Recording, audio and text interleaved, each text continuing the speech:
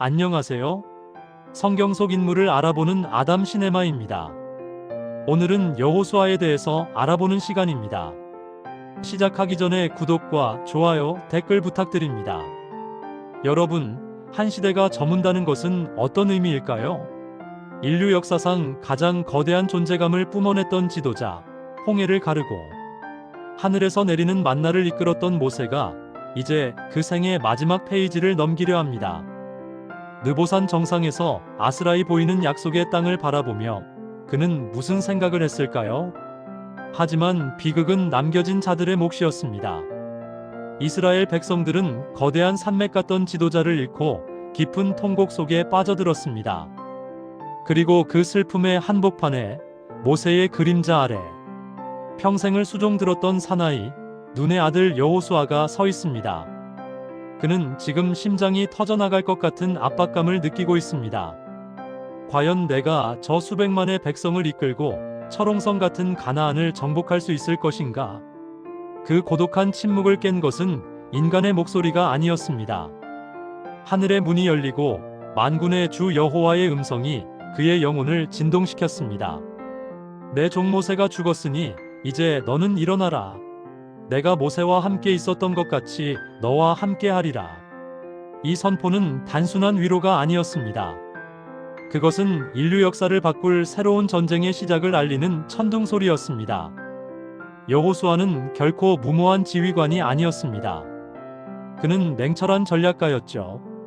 그는 가나안의 심장부, 난공불락의 요새 여리고로 2명의 정탐꾼을 밀파합니다. 그들이 마주한 여리고의 성벽은 인간의 힘으로는 도저히 무너뜨릴 수 없을 것처럼 보였습니다. 성문은 굳게 닫혔고 경비병들의 눈초리는 매서웠습니다. 절체절명의 순간 그들을 구원한 것은 뜻밖에도 가나안의 이방 여인 라합이었습니다. 그녀는 이미 알고 있었습니다. 이스라엘의 신 여호와가 행하신 기적들을 말입니다. 그녀의 입술을 통해 흘러나온 고백은 전율 그 자체였습니다. 우리는 당신들의 소문을 듣고 이미 마음이 녹아내렸습니다. 당신들의 하나님은 위로는 하늘에서도 아래로는 땅에서도 유일하신 분입니다. 보십시오. 전쟁이 시작되기도 전에 이미 가나안의 정신적 성벽은 무너져 내리고 있었습니다. 라합이 창문에 매단 붉은 줄은 단순한 약속의 징표가 아니었습니다. 그것은 심판의 폭풍 속에서 생명을 구원하는 구원의 선이었으며 여호수아에게 전달될 승리의 확신이었습니다. 이제 이스라엘 앞을 가로막은 것은 적군이 아닌 자연의 거대한 위용이었습니다. 때는 우기, 요단강은 제방을 넘어 범람하고 있었습니다. 배 한 척 없고 다리 하나 없는 이 상황에서 여호수아는 도저히 이해할 수 없는 명령을 내립니다. 제사장들아, 법궤를 메고 저 거친 물속으로 걸어 들어가라. 여러분, 상상해 보십시오. 저 사나운 물살에 발을 담그는 순간 휩쓸려 내려갈 것이 뻔한 상황입니다. 하지만 제사장들은 주저하지 않았습니다. 그들의 발바닥이 요단강의 차가운 물줄기를 밟는 그 순간 인류 역사가 기억할 경이로운 기적이 일어납니다. 저 멀리 아담 성읍 변두리에서부터 흐르던 물이 멈춰 서기 시작했습니다. 마치 보이지 않는 거대한 투명 벽이 가로막은 것처럼 물은 산더미처럼 쌓여 올랐습니다. 그리고 제사장들의 발밑에서부터 강바닥이 드러나기 시작했습니다. 질척이는 진흙탕이 아니라 뜨거운 태양 아래 바짝 마른 길이 열린 것입니다. 이것은 장관이었습니다. 수백만 명의 백성이 양옆으로 솟구친 물의 장벽 사이를 지나갑니다. 물벽 너머로는 거대한 물고기들의 그림자가 보였을지도 모릅니다. 법궤를 맨 제사장들은 이 모든 행렬이 끝날 때까지 강 한복판에 우뚝 서 있었습니다. 그들은 하나님의 임재가 인간의 두려움을 어떻게 잠재우는지를 온몸으로 증명하고 있었습니다. 여호수아는 명령합니다. 각 지파에서 한 사람씩 제사장들의 발이 머물렀던 그 강바닥에서 돌 12를 취하라. 이 돌들은 단순한 바위가 아닙니다. 훗날 자녀들이 이 돌들이 무슨 뜻입니까? 라고 물을 때 우리가 이 요단을 마른 땅처럼 건넜노라라고 대답할 영원한 증거가 될 것이었습니다. 길가에 세워진 12돌 제단. 그것은 가나안 정복이 인간의 무력으로 이루어지는 것이 아니라 오직 신의 약속으로 이루어짐을 선포하는 승리의 이정표였습니다. 요단강을 건너고 할례의 고통까지 감내한 이스라엘. 이제 남은 것은 여리고와의 결전뿐입니다. 여호수아는 깊은 밤 홀로 여리고의 높은 성벽을 바라보며 전략을 구상합니다. 그때였습니다. 어둠 속에서 번뜩이는 칼날의 광채가 그의 눈을 찔렀습니다. 웬 거대한 사내가 칼을 빼들고 서 있는 것이 아닙니까? 너는 우리를 위하느냐? 우리의 적을 위하느냐? 여호수아의 외침에 사내는 대답합니다. 아니라 나는 여호와의 군대 대장으로 지금 왔느니라. 이 순간 여호수아는 깨달았습니다. 이 전쟁은 자신의 지략이나 이스라엘의 칼날로 치르는 전쟁이 아니라는 것을요. 진정한 총사령관은 따로 계셨던 것입니다. 군대 대장의 명령은 단호했습니다. 내 발에서 신을 벗으라. 네가 선 곳은 거룩한 곳이니라. 여호수아는 신발을 벗어 던지고 땅에 엎드렸습니다. 자신의 자존심, 지휘권, 두려움을 모두 내려놓는 순간이었습니다. 이제 여호수아의 군대가 아닌 하나님의 군대가 움직이기 시작합니다. 여리고의 성벽은 이미 무너지기 시작한 것이나 다름없었습니다. 광활한 광야 한복판, 하늘을 찌를 듯한 높이와 이중 구조로 설계된 거대한 여리고. 성벽이 위용을 자랑하고 있습니다. 성벽 위에는 완전 무장한 가나안 병사들이 긴장한 표정으로 아래를 내려다보고 있고, 그 아래로는 수십만 명의 이스라엘 군대가 아무런 소리도 내지 않은 채 성 주위를 돌고 있습니다. 오직 제사장들의 양각, 나팔 소리와 군대의 규칙적인 발걸음 소리만이 대기를 울립니다. 여러분, 상상해 보십시오. 저 견고한 성벽 위에서 적들을 내려다보는 가나안 병사들의 심정을 말입니다. 저 아래 이스라엘 군대는 칼을 휘두르지도 함성을 지르지도 않습니다. 그들은 마치 유령처럼 거대한 침묵의 파도가 되어 성 주위를 매일 한 바퀴씩 돌 뿐입니다. 저들은 대체 무엇을 하려는 것인가? 여리고 성 안의 공포는 극에 달했습니다. 인간은 들리는 소음보다 깊은 침묵 앞에서 더 큰 파멸을 예감하곤 하죠. 여호수아의 전략은 인간의 상식을 초월한 것이었습니다. 그것은 심리전이자 신을 향한 완전한 순종의 시험대였습니다. 엿새 동안 이어지는 이 기묘한 행진. 먼지바람 속에서 오직 법궤를 맨 제사장들의 나팔 소리만이 여리고의 성벽을 미세하게 진동시키고 있었습니다. 대지는 숨을 죽였고 하늘은 거대한 폭풍을 잉태하고 있었습니다. 이제 일곱째 날 운명의 시간이 다가오고 있습니다. 외치라. 여호와께서 너희에게 이 성을 주셨느니라. 여호수아의 명령이 떨어지기 무섭게 수백만 명의 가슴 속에서 억눌려왔던 함성이 폭발했습니다. 그것은 단순한 소리가 아니었습니다. 그것은 대지를 가르는 천둥이었고 하늘의 분노였습니다. 그 순간 여러분, 인류 건축 역사상 가장 견고하다던 여리고의 성벽이 스스로 무릎을 꿇었습니다. 지진이 일어난 듯 땅이 요동치고 거대한 돌덩이들이 먼지 구름 속으로 사라졌습니다. 화살 한 발 쏘지 않고 공성퇴 한 번 사용하지 않은 채 적의 심장부가 노출된 것입니다. 붉은 줄을 매단 라합의 집만을 제외하고 모든 건물은 가루가 되어 흩어졌습니다. 이것은 정복의 시작이자 불의의 시대가 종언을 고하는 장엄한 신호탄이었습니다. 하지만 승리의 도취는 독이 되어 돌아왔습니다. 여리고라는 거인을 쓰러뜨린 이스라엘에게 아이라는 이름의 작은 성읍은 그저 한 줌의 먼지처럼 보였을 것입니다. 그러나 결과는 참혹했습니다.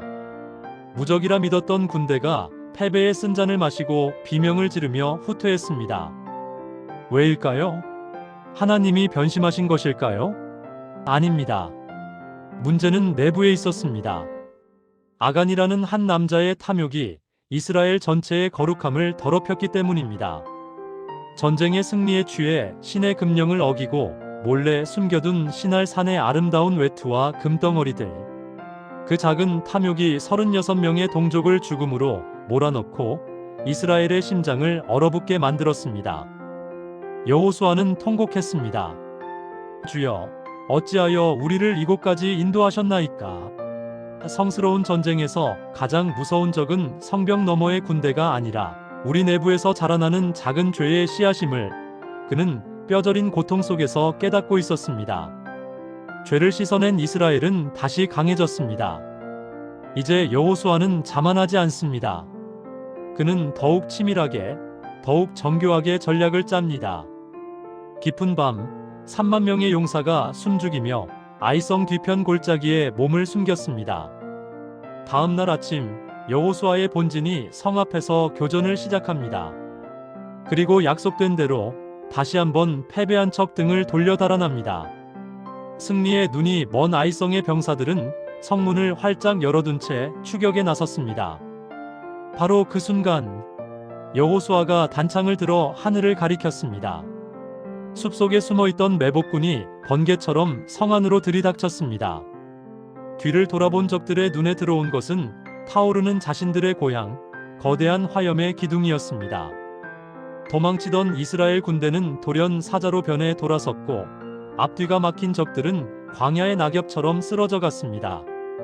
지략과 믿음이 결합했을 때 나타나는 정복자의 위엄이 온 대지를 뒤덮었습니다. 이스라엘의 기세에 겁을 먹은 자들은 칼 대신 꾀를 냈습니다.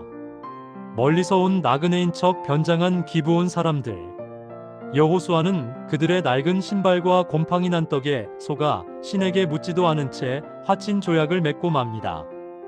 하지만 이 실수는 곧 거대한 전쟁의 단초가 되었습니다. 기브온이 이스라엘과 손을 잡았다는 소식에 분노한 가나안의 5왕이 연합군을 결성한 것입니다. 예루살렘, 헤브론, 야르뭇, 라기스, 에글론. 가나안 남부의 모든 강자가 한데 모였습니다. 여호수아여, 우리를 도우소서. 기브온의 다급한 전령이 도착했을 때 여호수아는 망설이지 않았습니다. 비록 속아서 맺은 조약일지라도 신의 이름으로 맺은 약속은 목숨보다 무거웠기 때문입니다. 이스라엘 군대는 밤을 새워 산길을 달렸습니다. 인류 역사상 가장 긴 하루가 시작되려 하고 있었습니다. 여러분, 이 장면을 보십시오. 기브온 들판에서 펼쳐진 대격전. 적들은 혼비백산하여 달아났지만 해는 뉘엿뉘엿 지고 있었습니다. 어둠이 내리면 적들을 완전히 섬멸할 수 없게 됩니다. 그때 여호수아는 인류 역사상 그 누구도 감히 상상하지 못한 명령을 선포합니다. 태양아, 너는 기브온 위에 머무르라. 바다라, 너도 아얄론 골짜기에서 그리할지어다. 보십시오. 우주의 법칙이 한 인간의 믿음 앞에 멈춰 섰습니다. 지구가 자전을 멈춘 듯 지평선 너머로 사라져야 할 태양이 그 자리에 얼어붙었습니다. 하늘에서는 인간의 손보다 큰 우박이 빗발쳐 칼보다 더 많은 적을 쓰러뜨렸습니다. 전무후무한 기적, 신이 직접 인간을 위해 싸우신 그날, 이스라엘은 하루 만에 5왕의 연합군을 괴멸시켰습니다. 멈춰버린 시간 속에서 여호수아는 전설이 되었고 가나안의 신들은 여호와의 발 아래 무릎을 꿇었습니다. 이것은 단순한 전쟁이 아니라 창조주가 자신의 백성을 위해 우주를 움직인 사랑의 증거였습니다. 남부 연합군은 무너졌습니다. 태양조차 멈추게 한 여호수아의 명성은 이제 가나안 전역을 공포로 몰아넣었습니다. 하지만 남방의 연합군을 격파했다고 해서 전쟁이 끝난 것은 아니었습니다. 오히려 진정한 최후의 결전은 북쪽에서 기다리고 있었습니다. 가나안 북부의 맹주 하솔 왕 야빈이 전령을 보냈습니다. 이스라엘을 말살하라. 해변에 모래알같이 많은 군사, 그리고 당시로선 무적의 신무기였던 수천 대의 철병거가 메론 물가에 집결했습니다. 이스라엘 군대의 보병들로서는 상상조차 할 수 없는 거대한 철의 파도였습니다. 인간의 눈으로 볼 때 이것은 승산이 없는 전쟁이었습니다. 이스라엘의 칼은 굴이었으나 적들의 병거는 단단한 철이었기 때문입니다. 하지만 여호수아의 눈은 땅의 철병거가 아닌 하늘의 군대를 보고 있었습니다. 두려움에 떠는 백성들 앞에서 여호수아는 다시 한번 선포합니다. 내일 이맘때에 내가 그들을 너희 앞에 넘겨주어 몰살시키리니 너희는 그들의 말 뒷발의 힘줄을 끊고 그들의 병거를 불사르라. 보십시오. 철보다 강한 믿음이 다시 한번 불타오르기 시작합니다. 침묵은 여호수아의 가장 무서운 무기였습니다. 이스라엘 군대는 밤을 도와 산맥을 넘어 적들이 방심하고 있던 새벽 노도와 같이 적진으로 뛰어들었습니다. 철병거는 넓은 평원에서는 무적이었으나 좁고 험한 지형에서 시작된 기습 앞에서는 고철 덩어리에 불과했습니다. 비명과 화염이 메론 물가를 가득 채웠습니다. 가나안 북부의 연합군은 변변한 저항조차 해보지 못한 채 괴멸되었습니다. 여호수아는 신의 명령대로 적의 말 뒷발 힘줄을 끊고 병거를 불사름으로써 이스라엘이 의지할 것은 병장기가 아니라 오직 신의 약속뿐임을 만천하에 증명했습니다. 하솔 왕의 도성은 잿더미가 되었고 이로써 길고 길었던 가나안 정복 전쟁의 큰 줄기가 마무리되었습니다. 이제 약속의 땅 전역에는 이스라엘의 깃발이 펄럭였고 수백 년간 이어져 온 방랑의 시대는 종언을 고했습니다. 전쟁이 잦아들고 이제 땅을 나누는 시간이 왔습니다. 모두가 편안하고 비옥한 땅을 원할 때 한 노병이 여호수아 앞에 걸어 나옵니다. 그는 45년 전 모세와 함께 가나안을 정탐했던 충성스러운 동지 갈렙이었습니다. 내 나이 85이로 돼 모세가 나를 보내던 날과 같이 오늘도 내가 여전히 강건하니 내 힘이 그때나 지금이나 같습니다. 여러분, 이 전율 돋는 고백을 들어보십시오. 갈렙은 보상을 요구하지 않았습니다.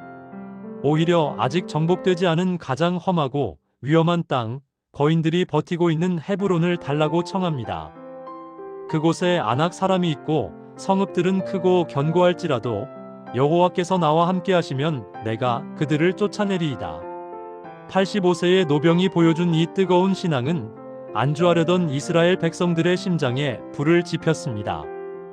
헤브론의 거인들은 무너졌고 갈렙은 믿음이 있다면 세월조차 그 기계를 꺾을 수 없음을 몸소 보여주었습니다. 세월의 흐름은 위대한 정복자 여호수아에게도 예외는 아니었습니다. 임종을 앞둔 노 지도자는 이스라엘 모든 지파를 세겜으로 불러 모았습니다. 그의 목소리는 비록 가늘어졌으나 그 속에 담긴 영적 권위는 그 어느 때보다 서슬퍼런 칼날 같았습니다. 그는 백성들에게 지난 역사를 회상시켰습니다. 아브라함부터 모세를 거쳐 지금 이 자리에 이르기까지 신이 어떻게 그들을 인도하셨는지 말입니다. 그리고 그는 인류 역사에 길이 남을 결단의 메시지를 던집니다. 만일 여호와를 섬기는 것이 너희에게 좋지 않게 보이거든 너희가 섬길 자를 오늘 택하라. 오직 나와 내 집은 여호와를 섬기겠노라. 이것은 강요가 아닌 진심 어린 호소였습니다. 백성들은 일제히 응답했습니다. 우리도 여호와를 섬기리니 그는 우리 하나님이심이니이다. 여호수아는 큰 돌을 가져다 세우며 이 고백을 증거로 삼았습니다. 승리보다 중요한 것은 그 승리를 주신 분에 대한 변치 않는 마음임을 그는 죽음의 문턱에서 다시 한번 가르쳤습니다. 눈의 아들 여호수아. 그는 모세의 수종자로 시작해 이스라엘의 총사령관으로 생을 마쳤습니다. 110세의 나이로 그가 안식에 들었을 때 온 이스라엘은 진정한 하나님의 종을 잃었음을 깨달았습니다. 그는 성을 쌓아 자신의 이름을 남기려 하지 않았습니다. 그는 오직 신의 명령에 순종하여 백성들에게 안식의 땅을 선물했을 뿐입니다. 그가 남긴 유산은 금이나 은이 아니었습니다. 그것은 여호와를 경외하는 마음이었습니다. 여호수아가 사는 날 동안 그리고 그와 함께했던 장로들이 사는 날 동안 이스라엘에는 평화가 깃들었습니다. 한 사람의 올바른 지도자, 한 사람의 뜨거운 믿음이 민족 전체의 운명을 어떻게 바꾸는지 여호수아는 온몸으로 기록했습니다. 아담 시네마와 함께한 여호수아의 대장정 어떠셨습니까? 거친 광야를 지나 넘실거리는 요단강을 건너 태양을 멈추게 한 그 전율의 순간들을 우리는 함께 목격했습니다. 여호수아의 이야기는 수천 년 전의 신화가 아닙니다. 오늘날 우리 앞을 가로막은 요단강은 무엇입니까? 우리가 무너뜨려야 할 여리고는 어디에 있습니까? 두려움에 떨고 있는 우리를 향해 여호수아는 지금도 외치고 있습니다. 강하고 담대하라. 내가 어디로 가든지 내 하나님 여호와가 너와 함께하느니라. 당신의 가나안을 향해 오늘 첫 발을 내디드십시오. 승리는 무기에서 오는 것이 아니라 당신의 심장 속에 깃든 믿음에서 시작됩니다. 지금까지 아담 시네마였습니다. 끝까지 함께 해주셔서 감사합니다. 할렐루야.